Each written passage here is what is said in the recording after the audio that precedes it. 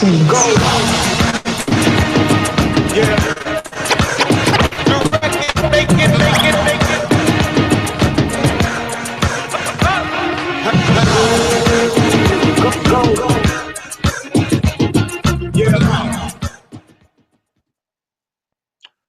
up, y'all? Welcome to Connected. You can catch us here every Monday morning at 11 a.m. Pacific Standard Time. So check it out, folks. I'm finally home here in Cali. For those of you that have been catching the show, we are now on episode 5. And I've been traveling like crazy from Atlanta to Miami, rehearsing festivals, producing. So it actually feels good to be back home. And I got a cool for all you hip hop lovers. I got a cool special guest with us today. This is the one and only Biz Markie, keeping it fresh. I'm actually here in my home studio. As you can see, I got gear all around me because I'm a gear freak. So check it out. If this is your first time tuning in, this here show Connected is really about getting you connected, getting you dialed in, and obviously, most importantly, bringing you opportunities that allow you to excel at what it is you love, whether it's producing, songwriting, film, live sound. Here we are. This is where you want to be. And keep in mind, this is something we bring you every week by the help of my fam and my crew, the Recording Connection. Later on in the show, you'll see a link that allows you to access a lot of the jobs we're bringing to you. And you'll be able to kind of just, surf around and see what the Recording Connection is all about. So check it out. I'm excited because we got some another week of great job opportunities that we're bringing you. So, before we get into this next part of the show, make sure you have your all your things you need to take down notes, whether you're on a laptop, whether you're on iPad or a tablet. I always tell people with every show, make sure you jot down all the information that I give you that are from these jobs, because you're going to need to know every bit of information that these jobs entail. And it keeps you sharp. A lot of key things is, not just being able to pay attention and obtain the information, but in a business setting, you always want to make sure that you have all the details, because in the long run, that really does help you. So check it out. We're going to get to our first grind op of the day, which I call them grind ops because I only know one speed, and that's the grind. But that pretty much means job opportunities, but we call them grind ops here. So check it out. First grind op of the day is in film. I told y'all we were going to have some really dope ones. Okay, this is in film. This is live streaming producer, full-time position, help create and curate live events for broadcast company. And this is based out of New York, New York. So I'm going to give you a little bit more information on this grind op. So make sure you jot this down right here. Okay. Again, this is full service design, production, and broadcast company. Seek full-time live streaming producers. This is perfect for someone with a film background coming through the Film Connection. Okay. The job of live streaming producer is to help the audience feel as though they are a part of the show, be it sports, music, and various other things. Perfect for anyone who is looking to create and follow a career as a producer in TV, film, and broadcasting. So that's really cool because, that's, we call that start from the bottom and working your way to the top. They're also looking for somebody that has a little bit of background in this. Obviously, you want to have some experience, especially so you can grow within this opportunity. And what's key about this one is the producing aspect. So you'll be able to not only broadcast, but you'll be able to produce, which tells me that, there's a bit of creativity involved with this job. Also, what's crucial is one of the key points in this job opportunity is they want the producer to help the audience feel as though they are part of the show. So that's kind of more of an organic, really natural thing, to make folks feel like they're actually a part of the process without even noticing it's being filmed or taped. So you kind of got to know how to set that tone and set that vibe, whether it be sports and music. So they're looking for just a variety of different platforms. And again, this is in TV, film, and broadcasting. All right, so that's grind op number 1. So make sure you jot down all that info that I just gave you. And I'm going to give you a second to do that. Make your notes, whatever you need to do. All right, we're going to move on to grind up number 2. Grind up number 2 of the day. This is in what I like to call my favorite. This is in the field of recording. Audio engineering assistant, entry level, must know Pro Tools. Duties include audio editing, studio, mic setup, and maintenance. Okay, that sounds pretty standard for a studio setting, you know, engineer, miking, those various things. Okay, I'm gonna give you a little more detailed information on that grind up. Again, this is audio engineering assistant. Okay, prestigious recording studio are seen in audio engineering assistant to help with day-to-day recording operations. This is the perfect entry-level position for anyone graduating from the recording connection. Duties will include some errand running. Okay, well, I mean, it's pretty self-explanatory. Now, I get folks that hit me up all the time that are either engineering, assisting, and runners. So I hope for those of you guys that always hit me up that you're watching this, because this is a perfect opportunity for you guys. Now, this is entry level at a prestigious studio. So there's a couple of prestigious studios around. Let me double check where the location of this grind up is one more time. Okay, this is in Los Angeles. So I know a lot of folks who hit me up constantly that are out here in Cali looking for this particular gig. So this is entry level, and it said prestigious recording studios. Now there's only a couple in LA. So that's the Record Plant, that's American, that's Paramount, Record One. So it has to be one of those. I think there's Larrabee still around. So let me break this down a little bit, okay? Because they're looking for audio engineering assistant to help with the day-to-day recording operations. So most likely you'll be assisting and helping the main engineer. And that varies from running, taking board notes, taking mix notes. If there's a mix-up that they have, a mix that's up that they have, and they want to document information. You got to be able to know Pro Tools. Okay, that's key. And for any engineer coming up, I mean, I think it's crucial to know various platforms: Pro Tools, Ableton, Logic. Know all those, because that's good to have in your back pocket. And this is also great for anyone graduating from the recording connection. What's great about that is, you know, obviously through the recording connection, you're able to gain numerous amounts of information and experience through some of the great mentoring programs that they have, kind of like this one. Also, duties will include some errand running. It says some, but let's just say it is going to include a lot of errand running. Now, errand running can be a lot of, I mean, it could be a variety of things. I mean, you could be getting coffee, you can be setting the tone environment in the studio, you can be getting food, you can be, you know, mailing things out. A lot of artists that come in, you know, they pretty much come in and kind of assume that they have a personal assistant on deck that comes with the studio. So you could be doing a variety of things. Okay, but the key thing in this gig is just being helpful, not talking too much, being a fly on the wall, absorbing, being a sponge. We always say a sponge doesn't talk. For this particular gig, you just want to not be noticed, but, you know, just have a good presentation, you know, listen, and, you know, have a great personality, have a great spirit, have a great demeanor. A lot of times in these kind of gigs, you'll get an artist that really likes the way somebody's vibe is and really likes how helpful somebody is, and they tend to latch onto you and pretty much make you their personal assistant. I've seen a lot of these guys, you know, go from, you know, grabbing burgers and fries to becoming, you know, somebody's key point person in this studio environment. So that's really great. Okay, so make sure you jotted down all those notes. That was in the field of audio engineering assistant. Okay, we're gonna move on to grind up number 3. And before I go on to grind up 3, keep in mind and stay with me through the duration of the show, because later on we're gonna have a link that's on the right side of your screen. That is gonna be the only gateway to applying for these jobs. So you got to stay with me, stay connected. All right, moving on to grind up number 3. Here we go. This is in the field of recording. Again, my favorite.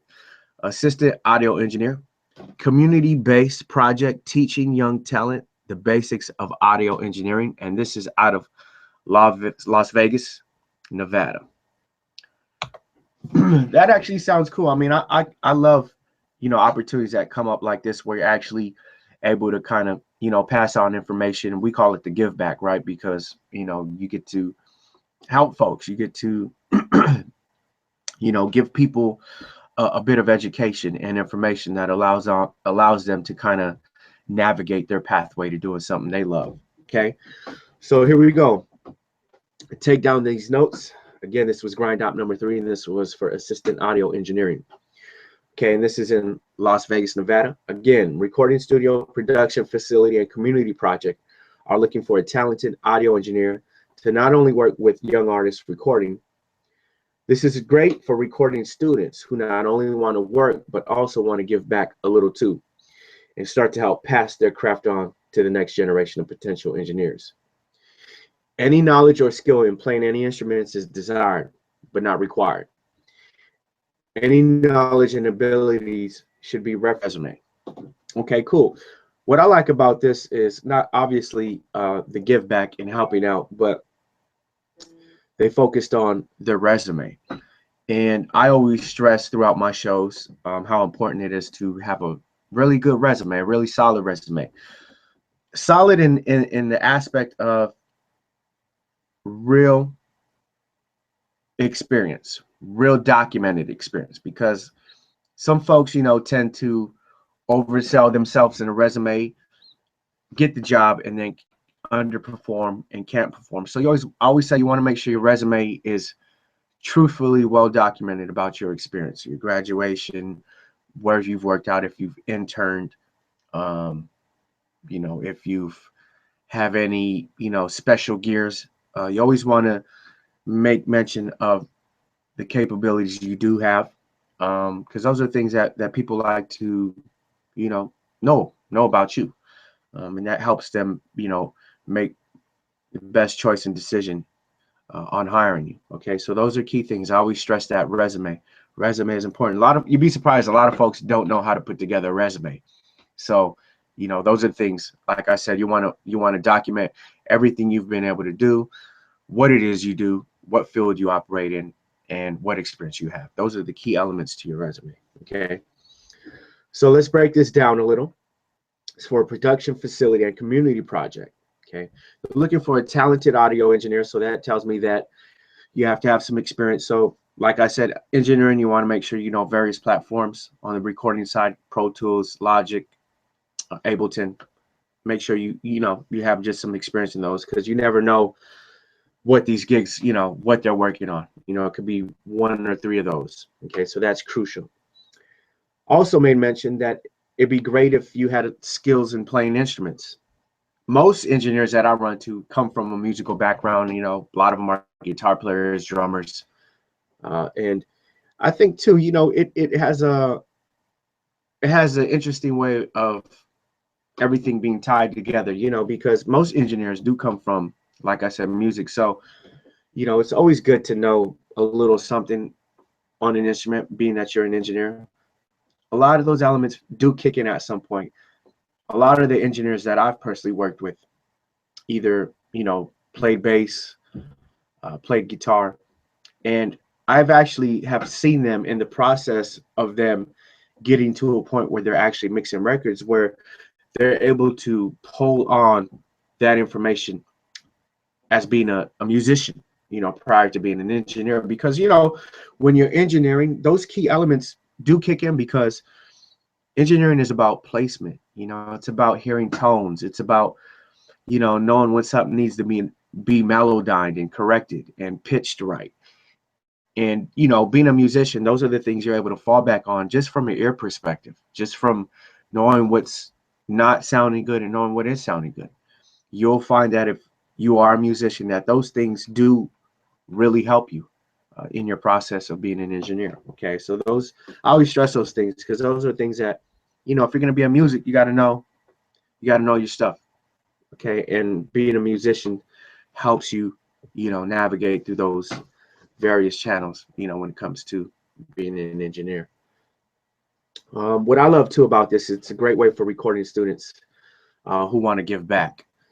Okay, so not everybody is fortunate enough to, go to a music school and attend these various institutions that educate folks. So, for me, this is a huge part of what I'm actually doing. My show here, Connected with the Recording Connection, is, just re-educating um, and offering as much information as I possibly can to this next generation of filmmakers, creators, engineers, songwriters, and producers. I always like to say, the reality is somebody at some point did that for me, and that's why I'm here today, able to share my information with you all. So I love that about this job opportunity here, right here is the give back and to pass on their craft to the next generation. So that's a good one, folks. Make sure you jotted down those notes on that one. Moving over to grind up number 4 of the day. Grind up number 4. This is in the field of film. Videographer, part-time, 2 days a week filming, editing videos for client websites, YouTube, and social media. This is out of Phoenix, Arizona. It sounds like a cool one for all my videographers out there looking to get a gig. I actually know a couple. A good friend of mine, brother of a good friend of mine, is definitely in the video. So I hope you're tuning in today, man, because this one sounds like it's for you and all the other videographers we got watching. So here are the details. Jot these down. All right. Technology consulting firm is looking for a part-time videographer to be part of their team. Great for anyone looking at getting their start in film, creating content, and looking to hone their filmmaking skills. Must have the ability to come up with new creative ideas weekly for content. Okay, let me break this down a bit. I love the fact that it looks like this is a platform where you can actually hone in your skills. So what that means to me is you can get in there and just as you're going along, learn more and become better and better at what you're doing. Also, I like the fact that it allows you to be creative. It says new creative ideas weekly for content. So for those of you that are in the creative and have creative ideas the moment you wake up, this is perfect for you guys. This allows you guys to just go, let the ideas come in and let them transpire and come to life. So you get to be a part of that whole process with not only just having an idea, but being a key factor into helping them come to life. And this is for, again, a technology consulting firm. What I love about technology companies, because I work with a lot of them, is you'll be surprised how much they're actually willing to invest on just ideas. Technology is one of those fields that are just constantly moving. Just, technology just moves. So a lot of these companies have the capital to just, back and invest into a lot of these ideas. So that's always exciting because you never know what it is you're going to be, making content for. And a lot of them just end up being really cool. So this is a part-time gig. And obviously to allow them to get to the point where they can decide and hopefully want you to be a part of their team, which means full-time. So like I said, this is in the film of videographer, ability to come up with new creative ideas weekly. So like, again, I said, great opportunity for those of you who just have ideas and looking to bring them to life and to obviously get paid for it. So that's a great opportunity there for my videographers watching. And I know a couple of y'all, so make sure you dial in those notes that I'm giving you and make sure you apply. All right. Going to move on to the last but not least, grind up 5 of the day. Here we go. This is in the field of radio, broadcasting engineer, full-time, troubleshoot audio and broadcast equipment for TV and radio network. This is out here in my hometown, Los Angeles, California. All right, so let me break down some of these details. Again, this is in the field of broadcasting engineer. Okay, here we go. Work for large broadcasting network, which operates multiple TV and radio stations. The position requires monitoring and maintenance of broadcasting equipment before, after, and during broadcasts. Troubleshooting audio and broadcasting equipment and assist other engineers is required. Okay, so this sounds more of the tech side for me, because it says numerous times being able to troubleshoot audio and broadcasting, which also means, network different multiple TV and radio stations, requires monitoring and maintenance. What I like about this too, and we don't get much of the tech stuff, so I could say in this field of engineering, this is kind of like more of a detailed tech position. I know a lot of techs, a lot of studios, film houses, they always have techs on deck and on staff, because a lot of this gear you just never know, and nobody can ever afford to have downtime in these particular businesses. Techs do make a lot of money. Okay, they're it definitely is. Being a tech is definitely what I would consider being on the good side. You just have to be crafty, and you have to know your stuff. You have to know a variety of gear. Where I experienced a lot of techs and their work is in our road, which is on the recording side, because we use a lot of analog vintage gear, and that gear is really temperamental. Some days you might have a hum, some days it just magically goes away. You deal with a lot of tubes, so a lot of the tubes go out sometimes, and you have to be able to get that stuff up and running ASAP.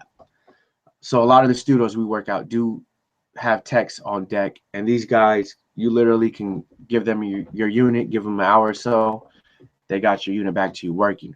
So this thing is really about just how quick you can get things up and going again, because like I said, with a lot of these houses, film houses, recording spots, downtime kills them. Okay, the downtime just completely shuts things down, and they have to be up and running like ASAP. Okay, so keep in mind this is more of a tech gig, more of a tech engineering kind of gig, but it also leans over into the broadcasting side. So you want to make sure you know your boards on the broadcasting side.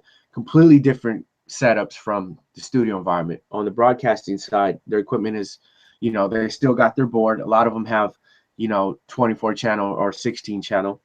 Mics are already set up, so you're not dealing with changing out and swapping mics. But you definitely want to have an engineering background, whether it's recording, whether it's tracking, whether it's setting things up, setting mics up. You definitely want to have a background in that, because that's crucial for this one. And this is for a large broadcasting network. So who knows what that can be? There's various broadcasting networks in LA. It's multiple TV and radio stations. So you'll be doing, broadcasting. Doesn't say film, but I'm assuming that might be in there at some point. It's for radio stations. So, like I said, that's more of a tech grind up there. So make sure you have some experience in those things, because you definitely don't want to underperform on the tech side, because they're counting on you.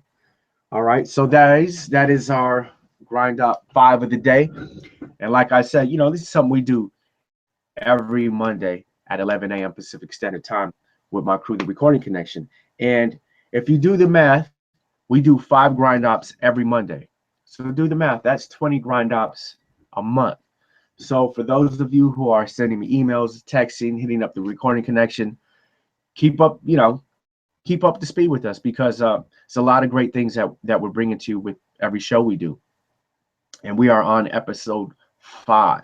Okay, so we've been going, and I hope you've been able to keep up. All right, so we're going to get to the most important part of the show to me, which is where I get to take on questions, because for me, being connected really means being connected to you guys and hearing your thoughts and hearing your questions, because I feel like with answering your questions, it allows me to better suit you and engage with you. Okay, so I'm gonna take a couple questions here. Let's see what we got. This is from Katz. Oh, okay, what up, Katz? This is a good friend of mine. He says, welcome home is. I tune in every week. The film grind op is in Arizona. I live in Cali. I have no connections out there. What would you do? You know what I can do, man? I'll put you in touch with somebody, Katz, who can connect the dots for you, and maybe see what we can do, being that you're based out of here in Cali, and maybe get you some kind of interview or something. Let me see what we can do. All right. Moving on to the next question. How essential is it to pay your dues when starting out? Well, I think it's crucial. That I like that, because that's a question that I get almost every week. What is paying dues, or what is what does it mean to just start from the bottom? Well, you know, the thing is, what's most important about paying dues is, you know, you have to learn experience in real time. You know, a lot of opportunities that come up in these different industries, you know, they want to entertain somebody who's got some experience on the actual job in real life. You know, school is great, all that, but you know what? I know for me, working with cats that have actually been in an environment, you know, I feel more comfortable because it tells me that you've been hands on. A lot of people don't want to pay dues these days. You know, before I even got into the studio and was able to record, you know, I made sure that my craft was together and that I knew what I was doing and that I knew how to present myself and that I knew to just keep my mouth shut at times and just be a sponge and absorb everything. You know, a lot of folks these days don't know how to be a sponge. They don't know how to absorb the information. Because you have the talent and the ability, that doesn't necessarily put you in the seat of those who have already paid their dues and who are doing it. So it's important to have that mindset of, you know what, let me just learn as much as I can. Because when you get in the hot seat, your experience is going to tell folks right away whether or not you have it or whether or not you know what you're doing. And it's, you know, in this day and age, man, you only get one shot, you only get one opportunity, and you want to make the best impression that you possibly can. And the way to do that is to learn, so that when you get in an environment, you're able to execute. Now, you can't be new in this game and know everything. It just doesn't work that way. And the only way to get information and learn and get experience is be a fly on the wall and absorb from those around you. Okay. So that's what I like to call, you know, paying dues. You know, it's a huge part of being able to do what we do, be able to be in an environment that we're in. You know, you got to pay your dues, you know, and it just, you'll value, you'll value things a lot more. Trust me. All right. Moving on to the next question. This is Brendan. Where can we send beats? Well, you can actually send them to the Recording Connection. Um, you'll see a link that'll be coming on the right side of your screen, which is where you apply, but it also connect you to the Recording Connection's website. There, you want to make sure, you know, if you have anything you're sending in, bios, applications, registering, you can do everything through the Recording Connection. All right. So that's your best place where you want to send anything to, Recording Connection. Caleb, next question. What are your thoughts on starting a studio musician gig? Is it a good idea or a bad idea? Make sure I understand that question right. Starting a studio musician gig. It sounds like you're asking if becoming a studio session musician is a good idea. Uh, well, it depends where you're at, really. It depends what city you're in and what studio is cracking, you know, that's close to you. Because you can be a studio musician, and by the way, being a studio musician isn't a bad gig at all. But you want to find, you know, a studio that has good workflow, because then you can become a studio musician with consistent work. And you want to make sure, you know, I know for a lot of studio musicians I use, they're affiliated with the union, which is Local 47 out here in California. And, you know, being attached to a union as a musician is good because you get your benefits, you get your rates, and they kind of just administer everything for you. So I would say, along with being a studio musician, you want to make sure you're affiliated with a musician union in your hometown, because they can offer you benefits, which is crucial. But yeah, it's a good idea. It's not a bad idea. But like I said, you know, being a studio musician is all about the workflow of that particular studio. And if they have a lot of work coming in, then yeah, you can definitely earn a good solid coin there. All right, so that's not a bad idea at all. Just make sure you're good. Make sure the studio musician is not just meaning you've played a couple gigs out here and there. You know, studio musician is a whole different gear. So you want to make sure that you have experience in that too. All righty, moving on to the next question. Okay, cool, Caleb. Got you, man. That was the correct way. I took your question the right way. Cool, man. Well, I'm glad I was able to answer that for you. On to the next person. This is Wayne E. Hill. What up, Wayne? Hello, DJ. Is there great ops in the larger markets? However, I live in Texas. Will there be any opportunities posted in the Great South? Actually, yeah. Like I said, we're on episode 5 now. We've gotten grind ops from New York to Arizona to Atlanta to Miami. So we're working our way, in between Cali and New York. So we'll definitely be having some grind ops that come up for those of you that are entrenched in the South. So definitely just stay with us. I know you're in San Antonio, Texas. So we'll have some, soon. We're looking for grind ups that we can bring folks who are everywhere. Chicago, smaller cities, definitely. So stay with us. Like I said, we got lots more shows to go. So I'm sure we'll have something in your area soon. All right. Next question. This is from Mark Anthony Walker.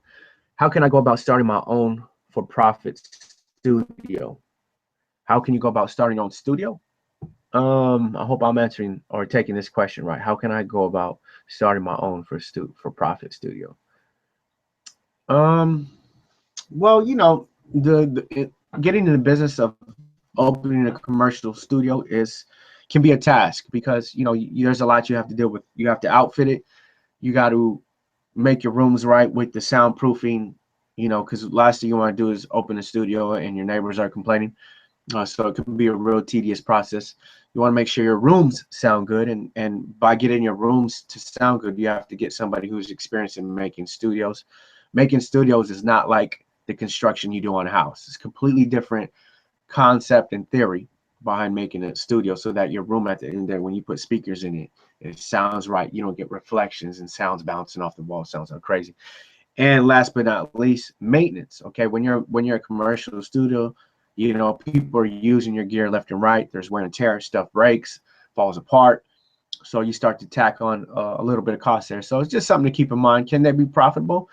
Yeah, it depends how many people are looking to record, in the city you're at or where you plan on opening a studio. So those are some of the things to take into consideration before opening a studio. All right. Hope I was able to help you there. Next question. Let's see here. This one is from Drake. Hey, I'm curious about a specific plugin. I've seen a ton of electronic artists use Sylenth One. I'm curious if it will really make a big difference. Thank you. I'm not familiar with that particular plugin. I'm from the old school, so I'm a hybrid. When it comes to my sound and how I frequencies, I use a lot of outboard gear, and I use very little plugins. So that's where I'm at with mine. So let's see. Next question. This is Dree. I hope I'm pronouncing your name right, man. Dree. Being a DJ, what's the best approach for an artist to get their music out to DJs? Man, there's various platforms, and it's cool because I get these kind of questions, almost a lot. But if you look at all the platforms that exist out there, from Pandora to Spotify to Audiomack, SoundCloud, it's really not that hard. It's really not that hard. You just have to have the content. You have to have the music. And with YouTube, with social media, guys, it's really not that hard, man. You just have to put your music out. You spread it across these platforms, get it to folks, because it's really not just about getting it to DJs, although that's a great thing to do, but getting the mindset of getting it to everybody, get it to just the people, and there's so many platforms. It's not rocket science. Just, think of yourself as a brand, as a walking business. Have your social media on point. People post all kinds of stuff, their music, their bio, their pics.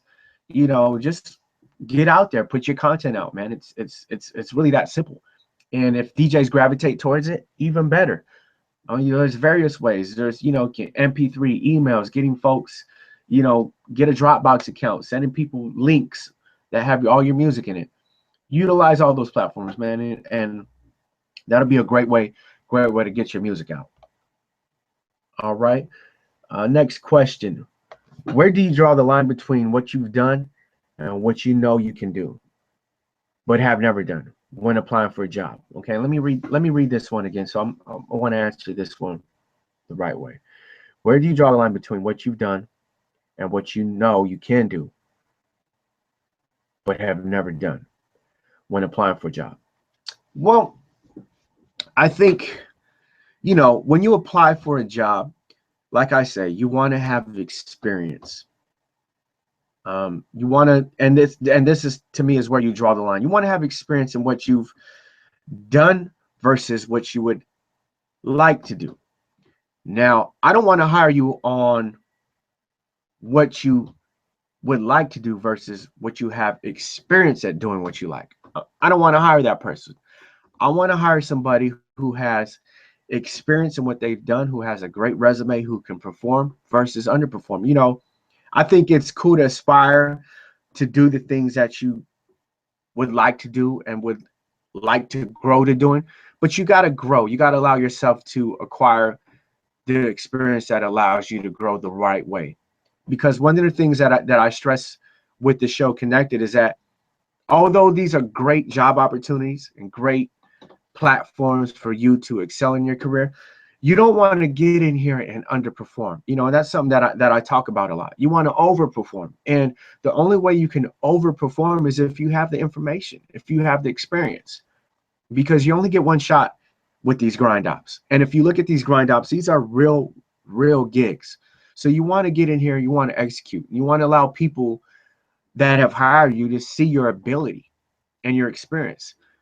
So, I would say you draw the line between what you're able to do, what you can do, and what you haven't quite been able to do yet, but what you would like to do. And let that be a milestone for you. Let that be a marker as something that you tell yourself, you know what?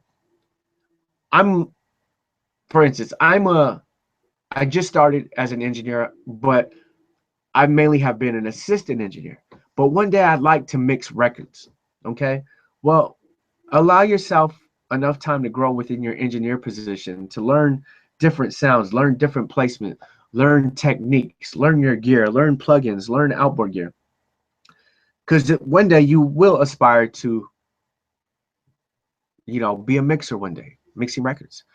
So, that's a great example is where you draw the line, versus what you know how to do and what you're working towards learning how to do. Okay.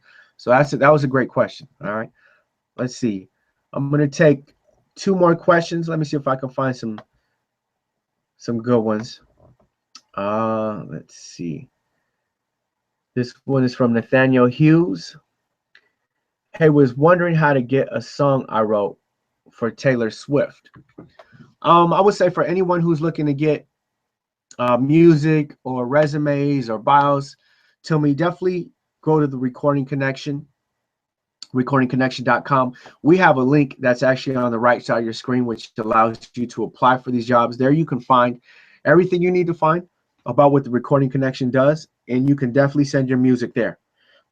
And as far as Taylor Swift, I think if it were that easy, I think everybody would be submitting records to Taylor Swift. So, hopefully through the channels of the Recording Connection, we can help you out somehow. All right. Last question. This is from Brad Gibson. Any advice for some of the older heads, 30 plus, that work a 40-hour week and can't afford to intern a 40-hour week for free to pay our dues? Man, Brad, that's a great question, man. I tell folks, it's rough, man, because within this type of platform and industries, man, unfortunately they require all of your time to just progress with these, to progress in these fields. I get so many friends that hit me up, man, I want to make beats, I want to produce, I can't wait to get in the studio, but I get out of work at 6. Well, the truth is I wasn't able to really get to where I'm at by, doing music as a hobby or doing it when I had the time, or, it wasn't a side job for me. It required 100% of me. And I know a lot of you guys are in a place in life where you have responsibilities and you have commitments, and it's impossible for you to intern, which means there's no money. It's impossible for you to get into the studio, book studio time, when it's not really, the way you pay bills, man. And it's one of those things, man. You just got to keep plugging away somehow. You got to make the investment, and part of making the investment is sacrifice. A lot of people don't understand the concept and importance of sacrifice. If you want to do something and excel at it and get in a position where you can actually keep the lights on, man, there's no way to halfway do it. Think of this, okay? For those of you who want to do music, want to do film, just think, could you do your existing job that you have now like 50% or half? No. You have to go in there and commit to those 8 hours and give your all to it. And that's from a traditional payment method where you're getting a check every 2 weeks. In a lot of these games, you might get a check once a week, once a month. It might be based off of your performance. That's the nature of this beast. So if you're gonna do it, man, you gotta go all in.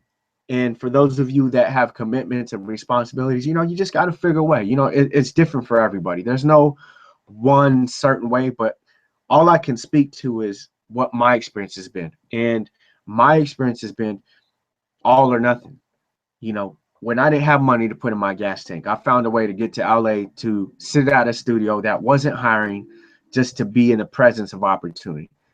That was my approach. Not saying that needs to be everybody's approach, but the reality of this game, it's even harder now because everybody wants to do it. All right. So I hope I was able to answer that. And man, I hope you guys enjoyed my special guest, Bismarck.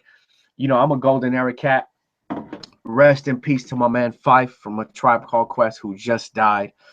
I grew up on that group. I wanted to make sure I gave them a shout out on my show, because a lot of my creativity and what I've been able to do in music, I was inspired by A Tribe Called Quest.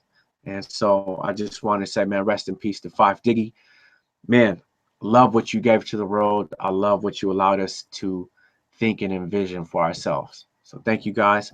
And on that note, thank you all for watching and hanging out with me today on my show, Connected, episode 5.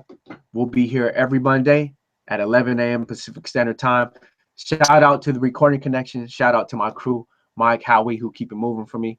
And man, I look forward to seeing you all next Monday. All right. Peace.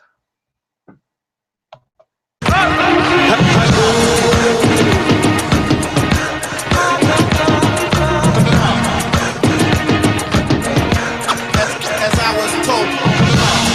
I'll play it in this series. Make it.